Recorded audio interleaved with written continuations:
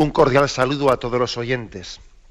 Un día más, con la gracia del Señor, proseguimos el comentario del Catecismo de nuestra Madre la Iglesia. Nos habíamos quedado dentro de un apartado que tiene como título Definición del pecado. Son 3 puntos. Habíamos comentado los 2 primeros, en 1849 y 1850, ¿no? En ellos se hablaba de una definición del pecado, una explicación del pecado. Primeramente decíamos que el catecismo se centraba más en una explicación del pecado contra la razón, contra la verdad, y en segundo lugar daba una explicación más teológica del pecado como una ofensa a Dios. El amor no es amado. La definición del pecado consiste en el rechazo del amor de Dios. Dios que nos quiere y el hombre que rechaza ese amor, que quiere tener un proyecto soberbio independiente, no buscando su felicidad al margen de Dios, ¿no? Ese es su gran error. Bueno, pues decíamos que ha hecho el catecismo un esfuerzo, ¿no?, de explicación del catecismo del pecado como algo contrario a la propia verdad, al propio bien, a la propia razón. Y en segundo lugar, el pecado como el rechazo del amor de Dios al hombre. Bueno, integrando la explicación de razón y de fe. Pero el punto 1851 da un paso más muy importante, y es que una cosa es que definamos el pecado desde un esfuerzo, digamos, más bien filosófico, teológico, pero luego el catecismo es muy práctico. El catecismo es una ayuda, también una subsidia, si se me permite esa expresión, una subsidia muy práctica para que leamos la Sagrada Escritura. El catecismo no es algo paralelo o al margen, no, de la Sagrada Escritura, no, es una auténtica subsidia para ayudarnos, para dar como una especie de guía pedagógica de cómo adentrarnos en la Sagrada Escritura. Todo está en la Sagrada Escritura, ¿no? Y entonces en el punto 1851 se nos hace algo muy práctico, que es: ¿quieres conocer qué es el pecado y qué es la misericordia? Bien, en los puntos anteriores hemos hablado un poco de aspectos teológicos, aspectos filosóficos, pero ahora vamos a ir a la pasión, a los capítulos de la pasión, ¿no?, en los que se narra la pasión y muerte y resurrección del Señor. Y ahí tenemos una auténtica escuela. Ahí vemos un escenario en el que está perfectamente reflejado qué es el pecado y qué es la misericordia. La Iglesia, si os dais cuenta, le da una gran importancia a la pasión de Jesucristo. Es más, los escrituristas nos dicen que lo primero que fue escrito de los evangelios fue la pasión del Señor. Luego, posteriormente, se fueron añadiendo otros episodios, ¿no? Pero posiblemente lo primero que se puso por escrito de los evangelios fue la pasión del Señor.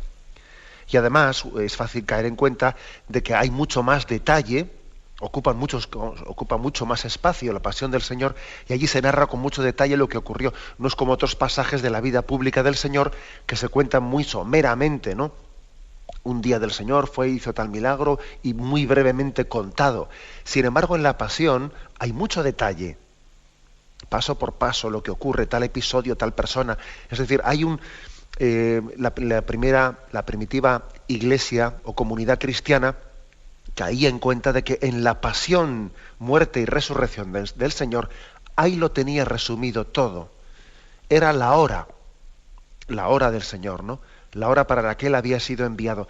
Luego, podemos decir, la pasión es pues un escenario en el que todos nos vemos reflejados. En esos personajes que rodean a Jesús, ¿no?, los soldados romanos, los criados, pues unos y otros, judíos, los apóstoles, todos estamos participando, todos tenemos parte de aquel misterio de pecado que allí ocurrió, en el que vendimos, traicionamos al Hijo de Dios.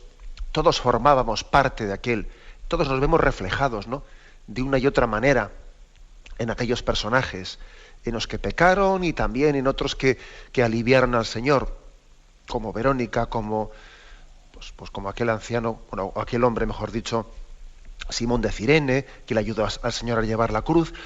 Todos somos un poco cada uno de aquellos personajes. Y el que esté libre de pecado, que tire la primera piedra. Por eso el catecismo recurre a la pasión y dice, ¿quieres saber qué es el pecado? ¿Quieres saber qué es la misericordia? Mira la pasión del Señor y aquí lo ves todo. Y tú tienes parte en cada uno de esos personajes. Tú también eres el soldado que atravesó con la lanza el corazón de Cristo. Y eres también aquel que le torturó al Señor. Y al mismo tiempo eres también la Verónica que enjuga el rostro de Jesús.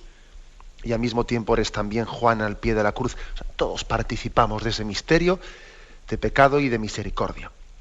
Bueno, pues por eso el catecismo reserva este punto en 1851 para hablar en estos términos. Y dice así este punto. En la pasión, la misericordia de Cristo vence al pecado.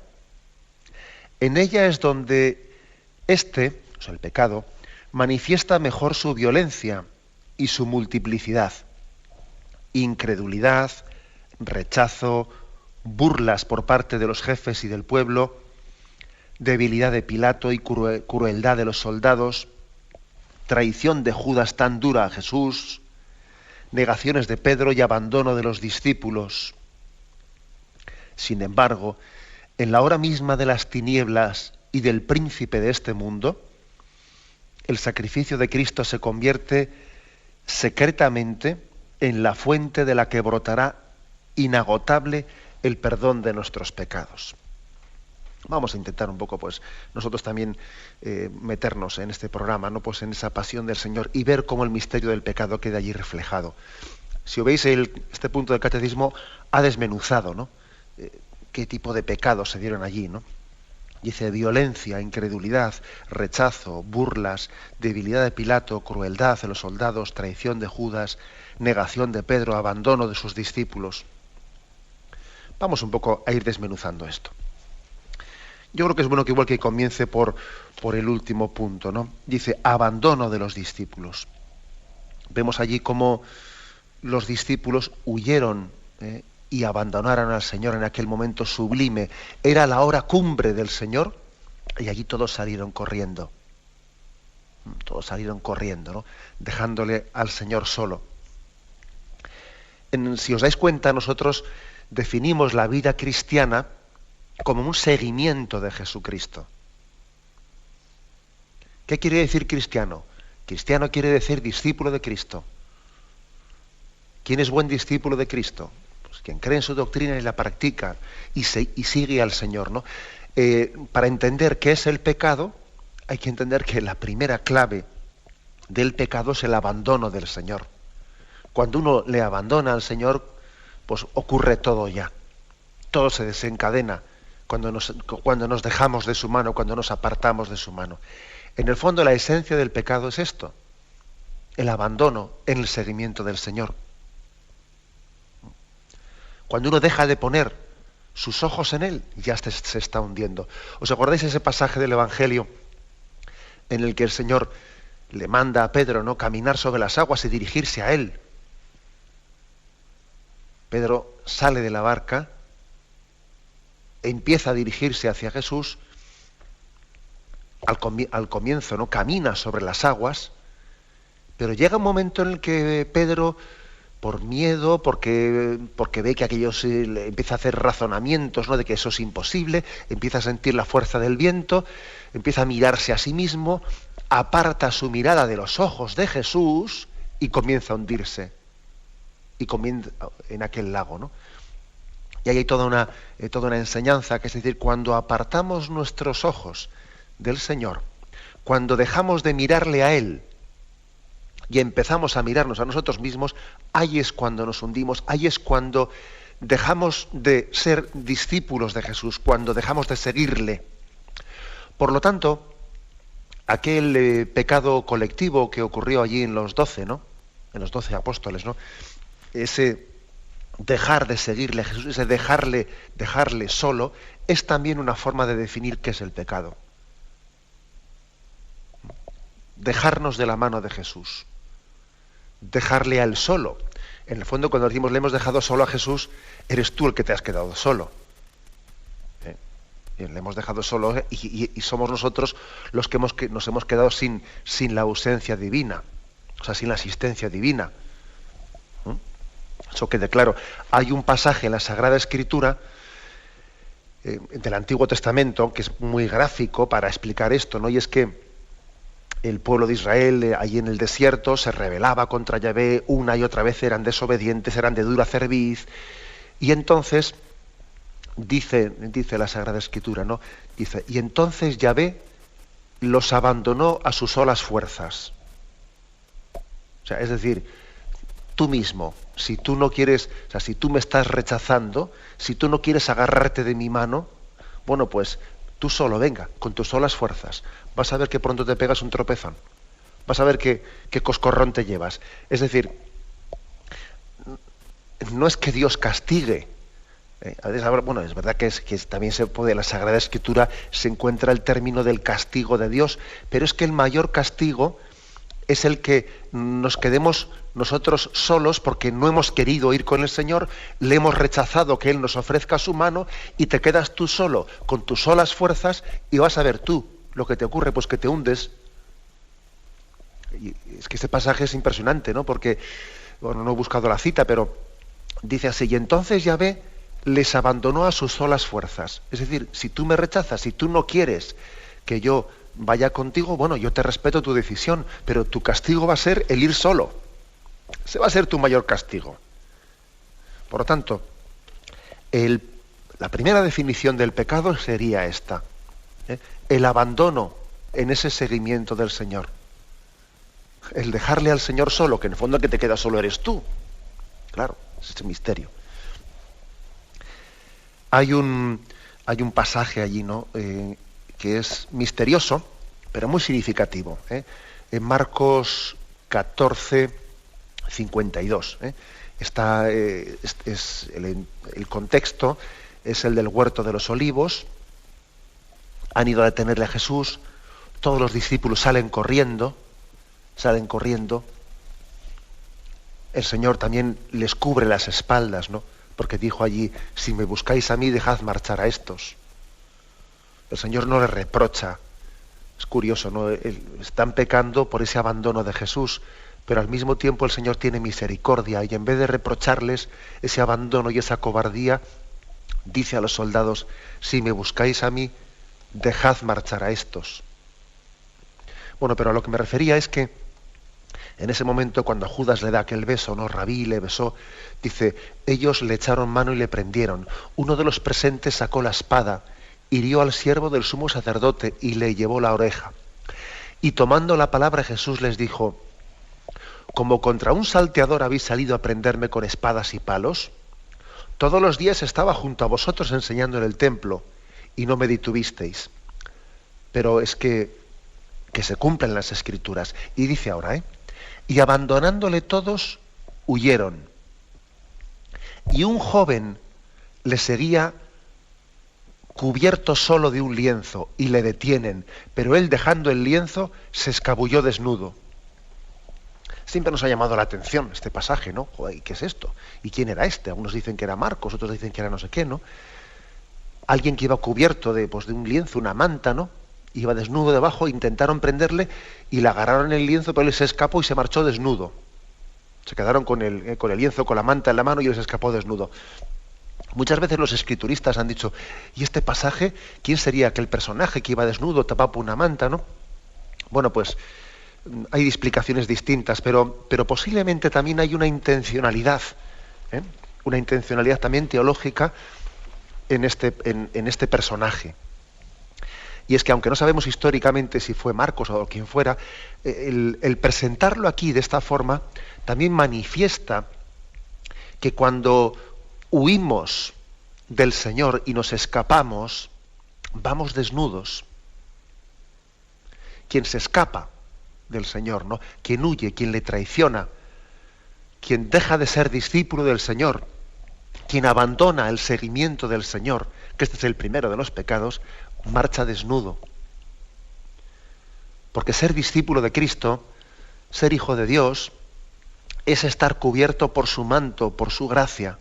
Él nos protege, su gracia nos sostiene.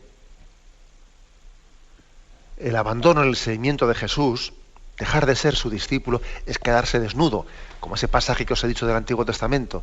Entonces Yahvé les castigó dejándoles a sus propias fuerzas. ¡Hala! Ahí te quedas desnudo. Estás rechazando la mano de Dios, estás rechazando su seguimiento. Ese es tu propio, en el pecado está la penitencia. Ahí te has quedado solo. Por lo tanto, ¿no? La pasión del Señor nos enseña, en primer lugar, que el pecado consiste en el abandono del seguimiento de Jesús. Dice así con una frase que es tremenda, ¿no? Aquí. Y abandonándole, huyeron todos. Huyeron todos, ¿no? Ese es el pecado, el primer paso que después concatena otros pecados, ¿no? Que ahora vamos a ir explicando. Dice también el Salmo: heriré al pastor y se dispersarán las ovejas. Hubo allí una dispersión, hubo allí una huida. Todos le dejaron solo a Jesús. Bueno, todos no, ¿verdad? Está la figura de María, que fue la que permaneció fiel. Precisamente lo impresionante es ver que hubo un día en la historia de la Iglesia en el que la fidelidad al seguimiento de Jesús solamente pues estaba en esa persona, en María, que fue la única que permaneció fiel. Cuando todos huyeron, allí estaba ella, la que permaneció fiel. Y si estaba el discípulo Juan allí, es porque ella más o menos la había rescatado a Juan de su traición o también de su cobardía, porque también Juan había huido del huerto de los olivos, también la había salido corriendo. Pero María de alguna manera la había rescatado de esa infidelidad en el seguimiento de Jesús y ella estaba como queriendo sostener. En ese Juan estamos todos reflejados porque huimos, abandonamos a Jesús y al mismo tiempo queremos seguirle, y en esa especie de inseguridad todos estamos retratados bajo el manto de nuestra Madre, de María, que es la que permaneció fiel. Hubo un día en la historia de la Iglesia que solamente hubo una persona, que fue María, que permaneció fiel. Hubo un día en que la historia de la Iglesia tuvo un solo miembro, que era María. La cabeza del cuerpo místico era su Hijo Jesucristo, y el cuerpo de la Iglesia estaba formado por ella. Por ella. Todos los demás habían huido. Por eso ella es la que no tiene pecado. Ella es la discípula fiel, la que no salió corriendo. En resumen, ¿no? Pues el catecismo nos comienza a explicar también ¿en qué consiste el pecado? Gráficamente, míralo en la Pasión. Consiste en abandonar a Jesús. Huyeron todos. En no ser discípulos, con el comentario del punto 1851. En él se nos dice que la pasión de Jesucristo es el auténtico escenario, es una auténtica catequesis del misterio del pecado y de la misericordia. Decíamos en primer lugar que el abandono de los discípulos es también una explicación gráfica de qué es el pecado. En segundo lugar, la traición de Judas es también toda una escuela de en qué consiste el pecado, ¿no? El que le iba a entregar les había dado esta contraseña: aquel a quien yo dé un beso, ese es, prendedle y llevadle con cautela. Nada más llegar, se acerca a él y le dice: Rabí, y le dio un beso. Ellos le echaron mano y le prendieron. Jesús le dijo: ¿con un beso entregas al Hijo del Hombre? Es la traición de Judas. Aquí hay una catequesis, especialmente en el Salmo 41, ¿no?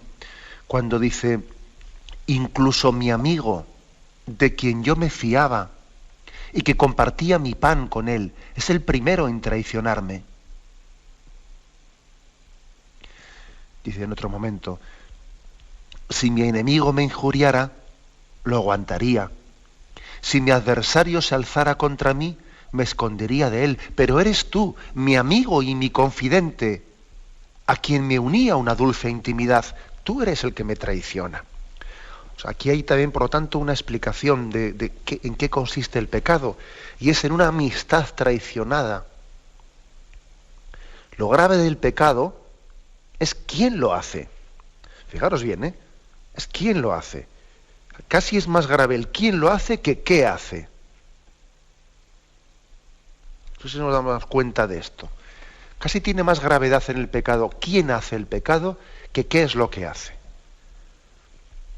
y esto también así siempre lo ha considerado la teología moral de la Iglesia, pues hombre, el que una persona que no tiene ninguna formación, que no ha sido educada cristianamente, haga una determinada barbaridad, pues hombre, pues claro que no, pues es reprobable, toda barbaridad es reprobable, pero claro, lo ha hecho una persona a la que no se le puede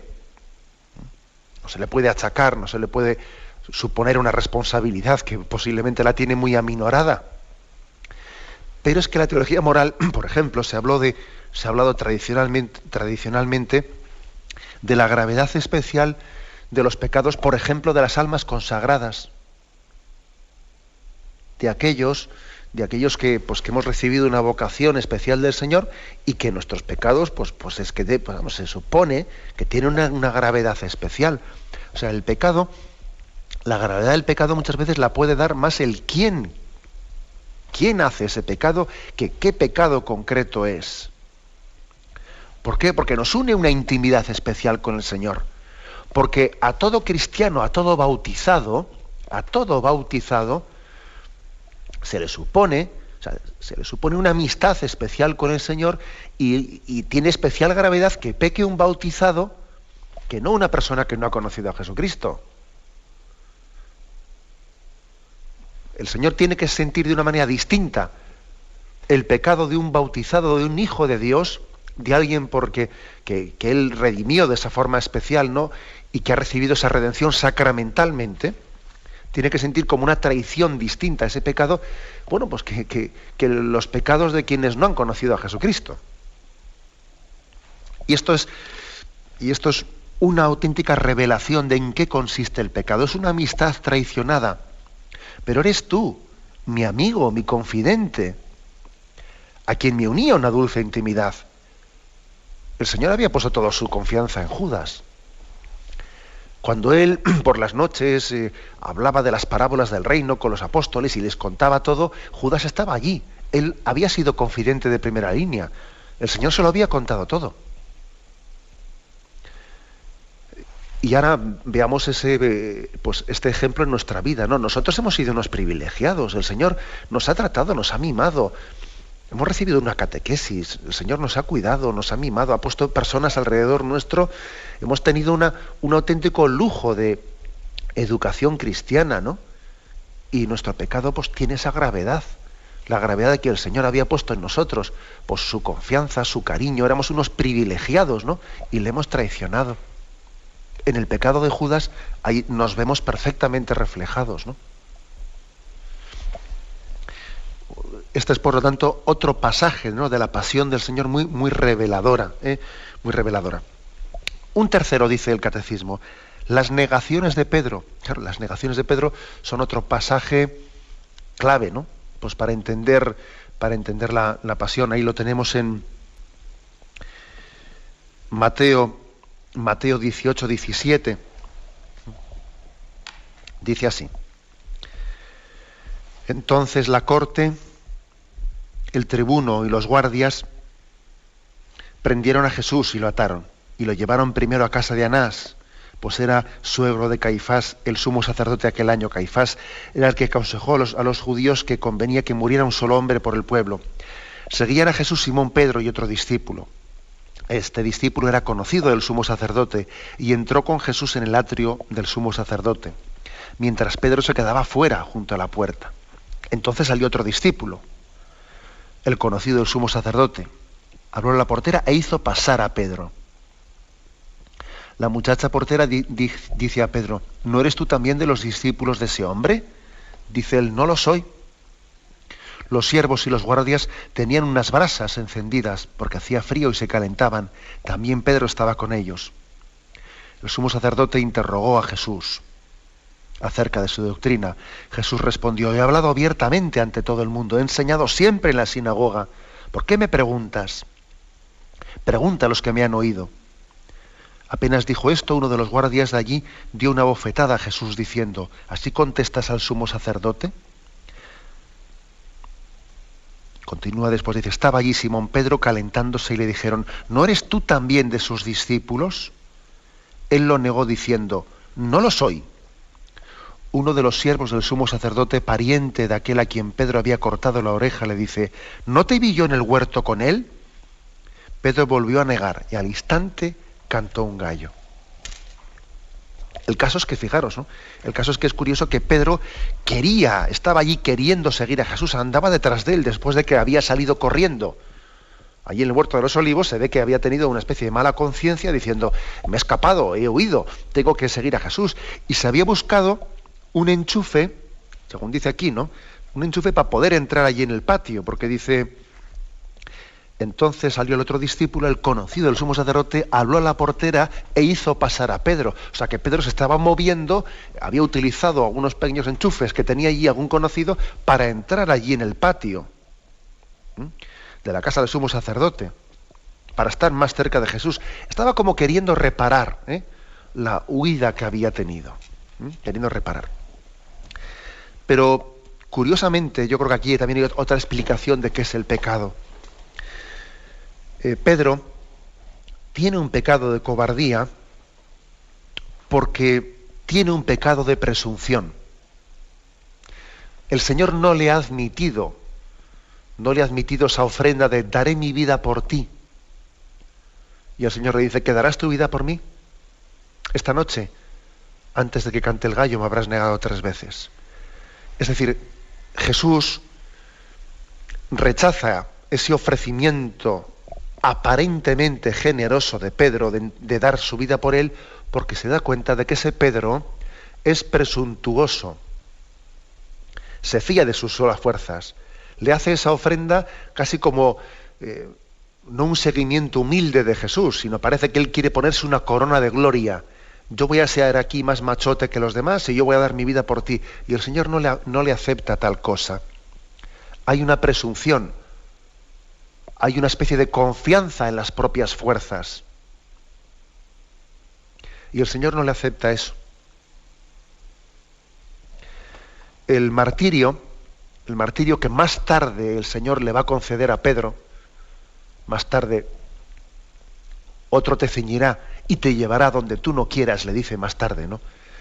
Ese martirio se lo concederá cuando Pedro ya deje de ser presuntuoso, cuando no se confíe en sus propias fuerzas, cuando haya aprendido de la pasión del Señor, cuando haya sido humilde llorando los propios pecados.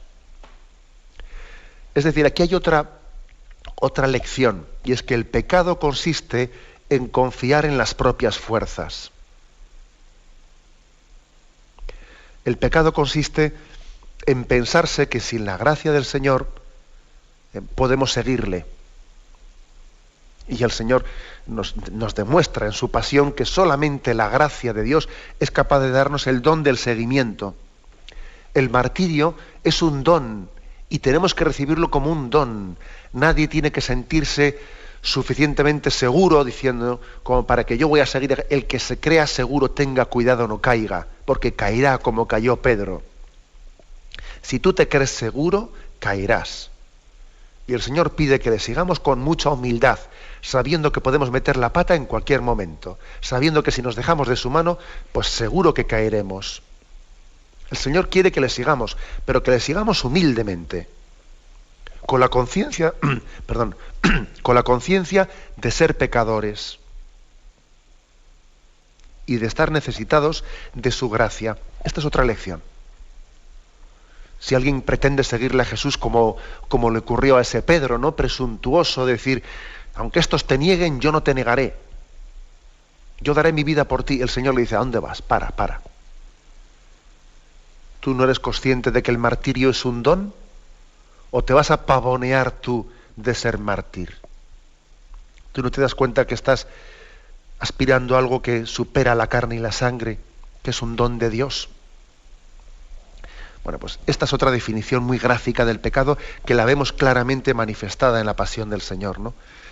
La traición de Judas es una escuela, es la amistad traicionada.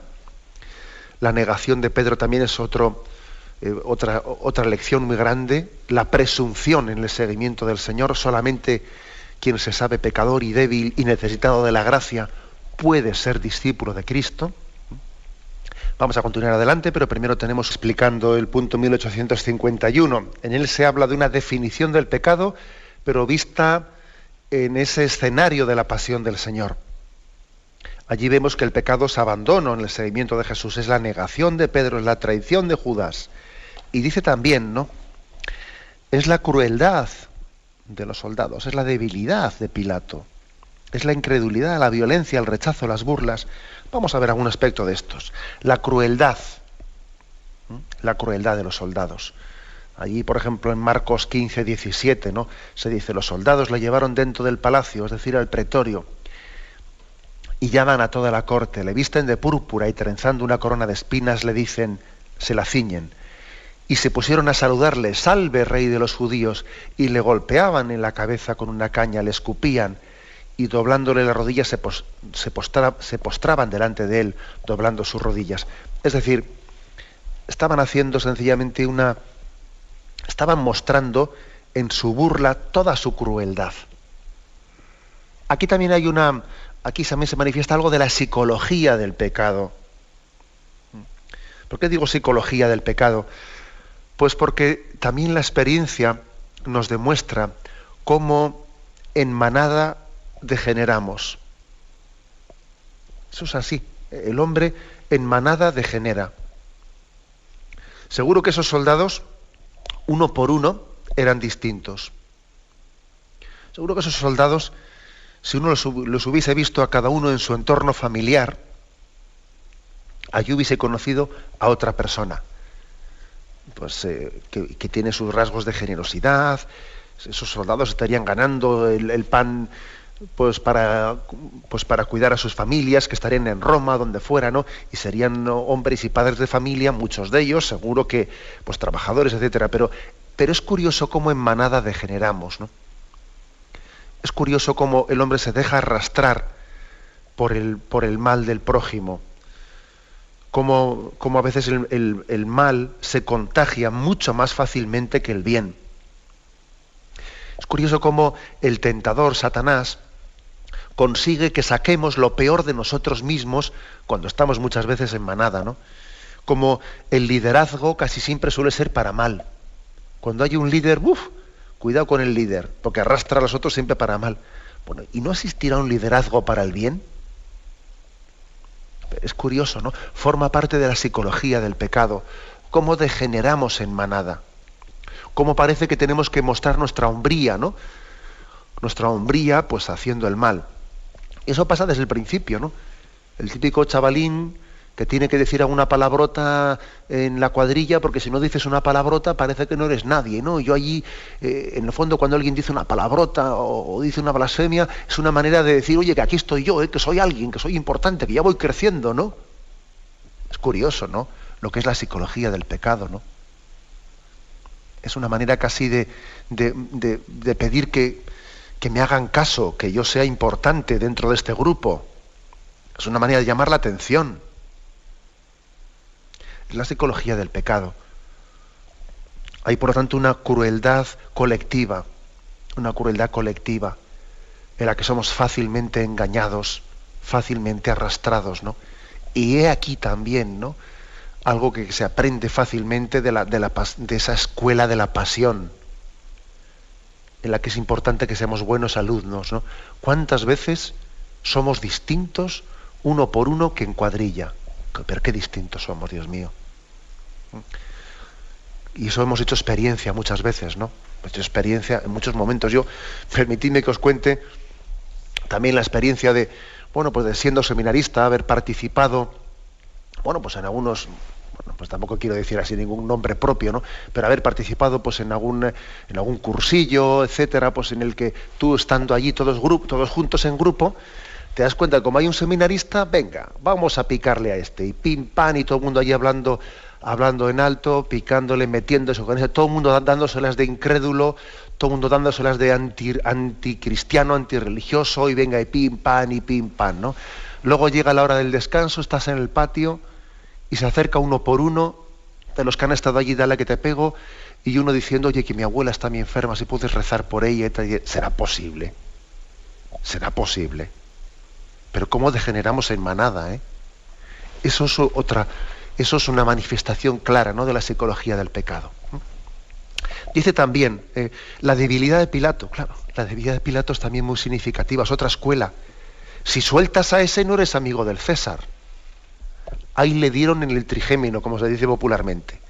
Ahí le tocaron, vamos, porque es que claramente también el Evangelio de San Juan manifiesta cómo Pilato quería soltar al Señor, se daba cuenta que quería soltarlo. Y además su mujer, bueno, pues le había mandado un recado de que había tenido un sueño de que ese hombre era justo, de que no se metiese con él, y Pilato quería soltarlo. Pero es que cuando le dijeron, si sueltas a ese no eres amigo del César, ahí le tocaron en la médula. Ahí le tocaron la médula, ¿no? Entonces ahí también está reflejada, ¿no?, pues el rostro del pecado.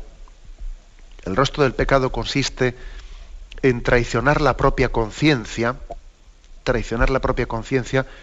pues porque uno ha hecho un Dios, pues por ejemplo, como es el caso de Pilato, ¿no?, ha hecho un Dios de su carrera.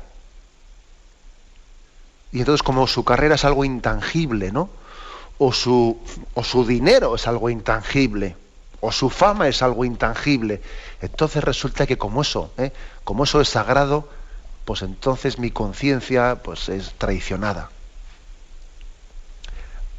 Esta es otra escuela.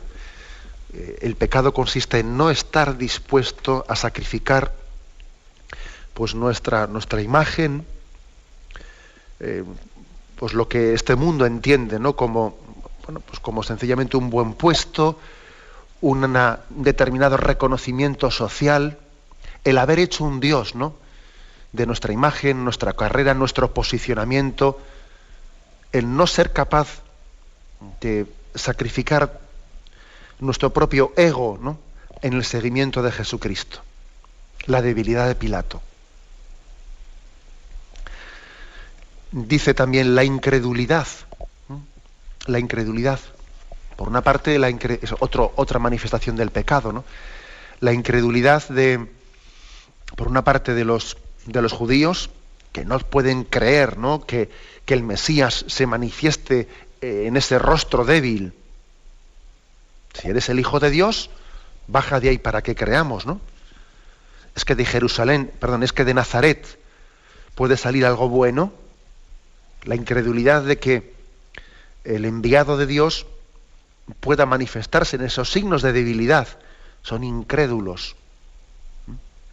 La incredulidad también de Pilato en otro nivel, ¿no? ¿Y qué es la verdad?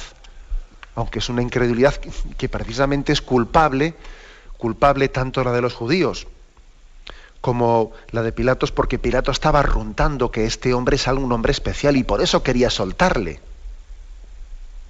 Y por tanto, cuando él dice, ¿y qué es la verdad?, bien, es una incredulidad, pero que al mismo tiempo es culpable, porque él sabe que ese hombre es especial, por eso quiere soltarle.